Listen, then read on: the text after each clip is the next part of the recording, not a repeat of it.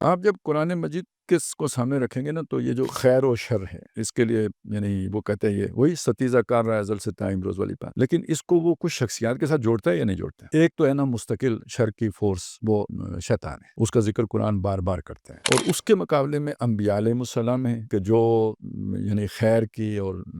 روحانیت کی جو ہے نا وہ ایک سلسلہ ہے، سلسلۃ الذہب ہے جس کو لے کے وہ چل رہے ہیں، ایک اولمپک ٹارچ کی مانند جو ہے نا ایک دوسرے کے ہاتھ میں تھما دیتا ہے، تو اس کے ہاں تسلسل ہے لیڈرشپ کا، ادھر بھی ہے اللہ تعالیٰ ہے، لیکن اللہ تعالیٰ اپنے بیچتا رہتا ہے انبیاء اور جو اس کے گویا نمائندے ہوتے ہیں، پھر اس کے آگے سلسلہ اولیاء اللہ کا، اللہ ولی الذین آمنوا یخرجہم، یہ ڈاؤن دی گراؤنڈ آتا ہے، سارا گراس روٹ لیول تک آتا ہے، ایک عام مومن سے لے کے اللہ تعالیٰ تک یہ لنکڈ ہے، تو اس پر قیاس کریں ادھر بھی ہوگا، ٹھیک ہے نا، اس کا ذکر نہیں ہے، مطلب اس کے بھی اولیاء ہوں گے، اولیاء شیاطین کا ذکر تو ہے نا، لیکن وہ کون کون ہے یہ ہمیں نہیں پتا، لیکن اگر ہم قرآن سے ڈھونڈیں تو مل جائیں گے۔ وہ یہ ہے کہ دیکھیں جو بیماری اس کی تھی حسد کی، آدم سے، ضد کی اور تکبر کی، وہی بیماری نبی صلی اللہ علیہ وسلم کے مقابلے میں یہود کے اندر آئی ہے کہ ہم چوزن پیپل، یہ کدھر سے امیین میں سے نبی آ گیا، اور اس کے نتیجے میں حسد کہ ہم نہیں مانتے، حسد من عند انفسہم، اپنے اندر کے حسد کی وجہ سے وہ مخالف ہو گئے ان کے، اور جان بوجھ کر حق کا انکار، جیسے وہ بھی جان بوجھ کر انکار کر رہا تھا، اللہ کا حکم جانتا تھا اس نے نہیں مانا، یہی ان کے ساتھ بھی ہوا۔ قرآن مجید کے تناظر میں جب آپ دیکھیں گے نا تو خیر کی طاقت کون سی قرار پائے گی؟ امت مسلمہ۔ تو شر کی طاقت کون سی قرار پائے گی؟ مقابلے میں یہ شیطان کی